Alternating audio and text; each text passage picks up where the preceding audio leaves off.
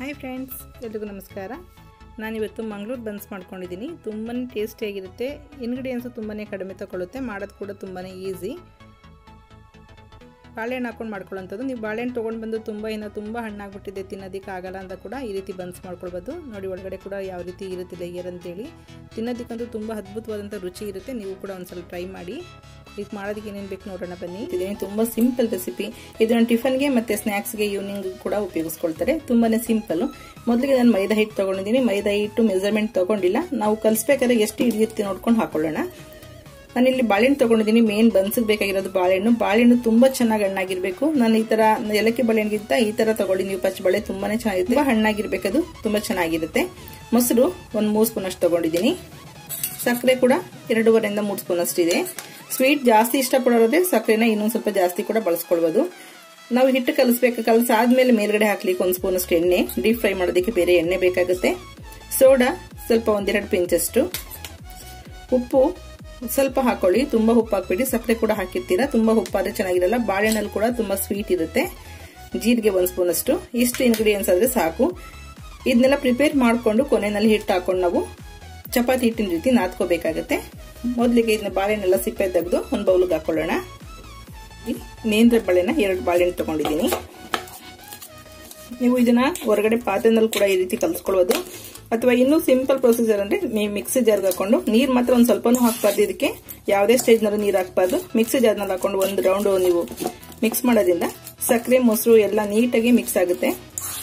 ಆ ತರ ಕೂಡ ಮಾಡ್ಕೊಳ್ಬಹುದು. ಈಗ ಬಾಳೆಹಣ್ಣು ಮಿಕ್ಸ್ ಆಗಿದೆಯಲ್ಲ, ಅದನ್ನ ಒಂದು ಮಿಕ್ಸಿ ಜಾರ್ಗೆ ಹಾಕೊಳ್ಳೋಣ.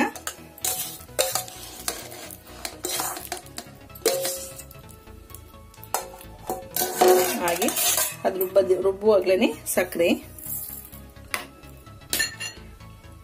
ಹಾಗೆ ಮೊಸರು ಹಾಕೊಳ್ತಿದ್ದೀನಿ. ನೀರು ಹಾಕಬಾರ್ದು. ಸ್ವಲ್ಪ ನೀಟಾಗಿ 1 ನಿಮಿಷದಷ್ಟು ಮಿಕ್ಸ್ ಮಾಡ್ಕೊಳ್ಳಿ. ಚೆನ್ನಾಗಿ ಮಿಕ್ಸಿ ಮಾಡ್ಕೊಳ್ಳಿ. ಚೆನ್ನಾಗಿದೆ. 1 ನಿಮಿಷನೂ ತಗೊಂಡಿಲ್ಲ ಟೈಮು, ಇನ್ನೂ ಕಡಿಮೆ ತಗೊಂಡಿದೆ. ನೀವು ಕೈನಲ್ಲಿ ಕೂಡ ಅಥವಾ ಸ್ಪೂನಲ್ಲಿ ಕೂಡ ಚೆನ್ನಾಗಿ ಸ್ಮ್ಯಾಶ್ ಮಾಡಬಹುದು. ಈ ಪ್ರೊಸೀಜರ್ ಕೂಡ ತುಂಬಾ ಚೆನ್ನಾಗಿರುತ್ತೆ. ಮಿಕ್ಸಿಗೆ ಹಾಕ್ಬಿಟ್ರೆ 1 ಅರ್ಧ ನಿಮಿಷಕ್ಕೆಲ್ಲನೂ ಚೆನ್ನಾಗಿ ಮಿಕ್ಸ್ ಆಗುತ್ತೆ. ಈಗ ಇದಕ್ಕೆ ಪೂರ್ತಿ ರೆಡಿ ಆಗಿದೆ. ಇನ್ನು ಸ್ವಲ್ಪ ದಪ್ಪ ಏನಾದ್ರು ಇದ್ರೆ ಬಾಳೆಹಣ್ಣು ಪೀಸ್ಗಳು ಸ್ವಲ್ಪ ಕೈನಲ್ಲಿ ನಾದ್ಕೊಳ್ಳಿ.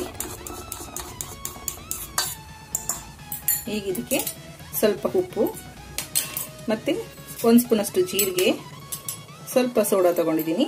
ಇಷ್ಟನ್ನು ಕೈನಲ್ಲೇ ಆದಷ್ಟು ಕಲಿಸ್ಬೇಕು, ಚೆನ್ನಾಗಿರುತ್ತೆ. ಚೆನ್ನಾಗಿ ಮಿಕ್ಸ್ ಮಾಡಿ. ಸಕ್ಕರೆ ಕೂಡ ನೋಡಿ ಚೆನ್ನಾಗಿ ನುಣ್ಣಗ ಹೋಗಿದೆ, ಪೌಡರ್ ಆಗಿದೆ. ಈಗ ಈ ಬ್ಯಾಟರ್ ಎಷ್ಟು ಇಡಿಸುತ್ತೆ ಅಷ್ಟನ್ನ ನಾವು ಮೈದಾ ಹಿಟ್ಟು ಹಾಕೋಬೇಕಾಗುತ್ತೆ. ಇಲ್ಲಿ ನಾನು ಸ್ವಲ್ಪ ಕೂಡ ನೀರು ಬಳಸ್ತಾ ಇಲ್ಲ. ನೀವು ಎಷ್ಟು ಆಗುತ್ತೆ ಅಷ್ಟನ್ನೇ ಸ್ವಲ್ಪನೇ ಹಿಟ್ಟು ಹಾಕೊಂಡು ನಾದ್ಕೊಳ್ಳಿ.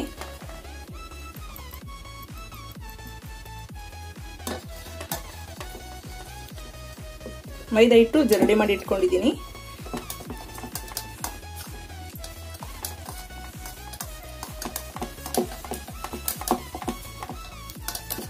ಒಂದೇ ಸಲ ಹಿಟ್ಟು ಹಾಕೊಳ್ಳೋದಿಕ್ಕೆ ಹೋಗ್ಬೇಡಿ, ಸ್ವಲ್ಪ ಹಾಕೊಂಡು ಹಾಕೋಬೇಕು. ತುಂಬಾ ಸಿಂಪಲ್. ಇದೊಂದು ಮಿಕ್ಸ್ ಮಾಡಿ ಇಟ್ಬಿಟ್ರೆ ನಿಮ್ಗೆ ಬನ್ಸ್ ಮಾಡೋದು ತುಂಬಾನೇ ಈಸಿ.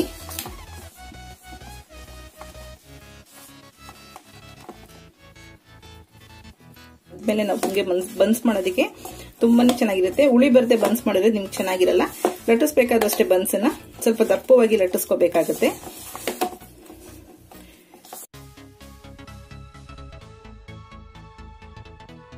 ಕಲಸಾಗಿದೆ. ತಗೊಂಡಿರುವಂತ ಅರ್ಧ ಕೆಜಿ ಮೈದಾ ಹಿಟ್ಟಿನಲ್ಲಿ ಒಂದು ಸ್ವಲ್ಪ ಮಿಕ್ಕಿದೆ.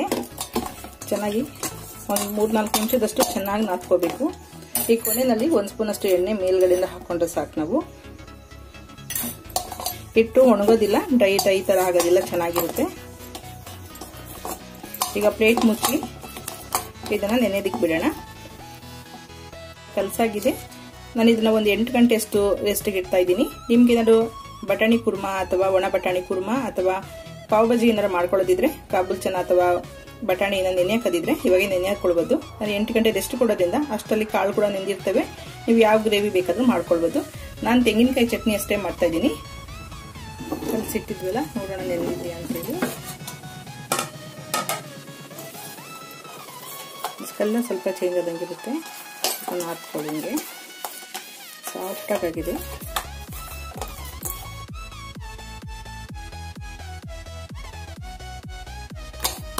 ಬನ್ಸ್ ಮಾಡೋಕೆ ರೆಡಿ ಆಗಿದೆ.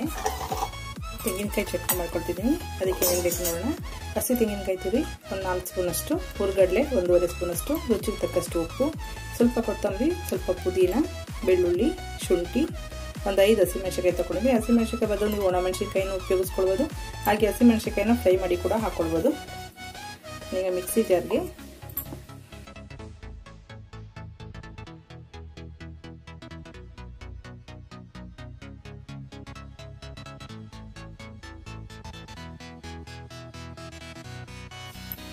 ಮೊದಲು ಒಂದು ಅರ್ಧ ನಿಮಿಷದಷ್ಟು ಮಿಕ್ಸಿ ಮಾಡಿಬಿಟ್ಟು ಆಮೇಲೆ ನೀರು ಹಾಕೊಳ್ಳಿ. ಈಗ ಹಂಗೆ ನೀರು ಹಾಕ್ತೇನೆ. ಪೇಸ್ಟ್ ಮಾಡಿದೆ. ಪೇಸ್ಟ್ ಮಾಡಿದ್ರೆ ಈ ಥರ ಪೇಸ್ಟ್ ಮಾಡೋದ್ರಿಂದ ಹುರ್ಗಡ್ಡೆ ಎಲ್ಲ ನೀಟಾಗಿ ನುಣ್ಣಗಾಗ್ಬಿಡುತ್ತೆ. ಈಗ ಸ್ವಲ್ಪ ನೀರು ಹಾಕ್ಕೊಂಡು ರುಬ್ಕೊಳ್ಳೋಣ.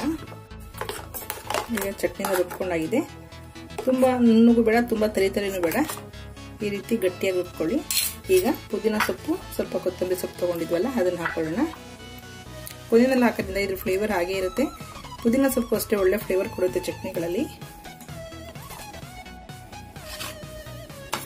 ಚಟ್ನಿ ಇದು ಗಟ್ಟಿ ಇದ್ರೆ ಚೆನ್ನಾಗಿರುತ್ತೆ. ನೀವು ಪುದೀನ ಕೊತ್ತಂಬರಿ ಸೊಪ್ಪು ಹಾಕಿದ್ಮೇಲೆ ಕೂಡ ಜಸ್ಟ್ ಮಿಕ್ಸಿ ಸ್ವಿಚ್ನ ಆನ್ ಆ್ಯಂಡ್ ಆಫ್ ಮಾಡಬೇಕು. 2 ರಿಂದ 3 ಸಲ ಅಷ್ಟೇ, ತುಂಬ ರುಬ್ಬಕ್ಕೆ ಹೋಗ್ಬಾರ್ದು.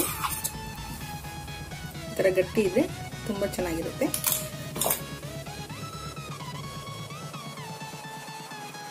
ಚಟ್ನಿಗೆ ಒಗ್ಗರಣೆ ಬೇಕಾದ್ರೂ ಮಾಡ್ಕೊಳ್ಳಿ ನೀವು. ಹಾಗೆ ಈ ಬನ್ಸ್ನ ಟೀ ಜೊತೆ ತಿನ್ನೋದಕ್ಕೂ ಚೆನ್ನಾಗಿರುತ್ತೆ. ಅಥವಾ ನಿಮ್ಗೆ ಯಾವುದನ್ನ ಗ್ರೇವಿ ಬೇಕಾದ್ರೂ ಕೂಡ ಮಾಡ್ಕೊಳ್ಬೋದು. ಸಾಗು, ಗ್ರೇವಿ, ಪಲ್ಯ ಎಲ್ಲನೂ ಚೆನ್ನಾಗಿರುತ್ತೆ. ಪೂರಿ ಹಿಟ್ಗಿಂತ ಸ್ವಲ್ಪ ದಪ್ಪವಾಗಿ ತಗೋಬೇಕು.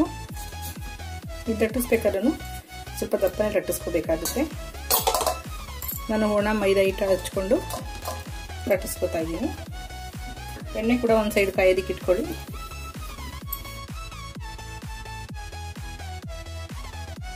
ಸ್ವಲ್ಪ ದಪ್ಪವಾಗಿರಬೇಕು. ಎಣ್ಣೆ ಚೆನ್ನಾಗಿ ಬಿಸಿಯಾಗಿರಲಿ. ಬಿಸಿಯಾಗಿದ್ದಾಗ ಇದನ್ನು ಹಾಕ್ಬಿಟ್ಟು ಬನ್ಸ್ನ ಲೋ ಫ್ಲೇಮ್ ಮಾಡ್ಕೊಳ್ಳಿ. ಇದು ಸ್ವಲ್ಪ ದಪ್ಪ ಇರೋದ್ರಿಂದ ಬೇಗ ನಿಧಾನ ಆಗುತ್ತೆ. ನಿಧಾನವಾಗಿ ಬೇಯಬೇಕಿದ್ದು, ಇಲ್ಲಾಂದರೆ ಒಳಗಡೆ ಎಲ್ಲ ಹಿಟ್ಟಿಟ್ಟು ಥರನೇ ಅನಿಸ್ತಿರುತ್ತೆ. ನೋಡಿ ಚೆನ್ನಾಗಿ ಫ್ರೈ ಆಗಿದೆ. ಕಲರ್ ಕೂಡ ಗೊತ್ತಾಗುತ್ತೆ ನಿಮಗೆ. ಓಪನ್ ಮಾಡಿ ನೋಡಿದ್ರೆ ಕೂಡ ಗೊತ್ತಾಗುತ್ತೆ ಒಳಗಡೆ ಬೆಂದಿದೆ ಅಲ್ವಾ ಅಂತೇಳಿ. ಈಗ ಈ ಬನ್ಸ್ನ ಓಪನ್ ಮಾಡ್ತೀನಿ ನೋಡಿ. ಒಳಗಡೆ ಪೂರ್ತಿ ಚೆನ್ನಾಗಿ ಬೆಂದಿರುತ್ತೆ, ಫ್ರೈ ಆಗಿರುತ್ತೆ. ಇಲ್ಲಾಂದರೆ ನಿಮಗೆ ಹಿಟ್ಟಿಟ್ಟು ಥರ ಅನಿಸುತ್ತೆ ಅದು. ನೋಡಿ ಎಷ್ಟು ಚೆನ್ನಾಗಿ ಫ್ರೈ ಆಗಿದೆ. ರುಚಿ ಅಂತೂ ಅದ್ಭುತವಾಗಿರುತ್ತೆ. ಹೀಗೆ ಬರಿದು ಕೂಡ ತಿನ್ನಬಹುದು. ಬನ್ಸು ಸ್ವಲ್ಪ ಸ್ವೀಟ್ ಇರೋದ್ರಿಂದ ಮೊಸರಲ್ಲಿ ಹಾಕಿರ್ತೀವಿ, ಸ್ವೀಟು ಹುಳಿ ಇರುತ್ತೆ. ಹಾಗಾಗಿ ಖಾರ ಚಟ್ನಿ ಏನಾದ್ರು ಮಾಡ್ಕೊಂಡು ಮಾತ್ರ ಒಳ್ಳೆ ಕಾಂಬಿನೇಷನು. ಟೀ ಟೈಮಲ್ಲಿ ಕೂಡ ಇದನ್ನು ತಿನ್ನೋದಕ್ಕೆ ಚೆನ್ನಾಗಿರುತ್ತೆ. ಹಣ್ಣಾಗಿರೋಂಥ ಬಾಳೆಹಣ್ಣಿದ್ರೆ ಒಂದ್ಸಲ ಟ್ರೈ ಮಾಡಿ ನೋಡಿ, ನಿಮಗೂ ಕೂಡ ಇಷ್ಟ ಆಗುತ್ತೆ. ಓಕೆ ಫ್ರೆಂಡ್ಸ್, ಈ ವಿಡಿಯೋ ಇಷ್ಟ ಆಗಿದೆ ಲೈಕ್ ಮಾಡಿ, ಶೇರ್ ಮಾಡಿ, ಸಬ್ಸ್ಕ್ರೈಬ್ ಮಾಡಿ. ನೀವು ಕೂಡ ಮನೇಲಿ ಒಂದ್ಸಲ ಟ್ರೈ ಮಾಡಿ ನೋಡಿ. Okay bye, thank you.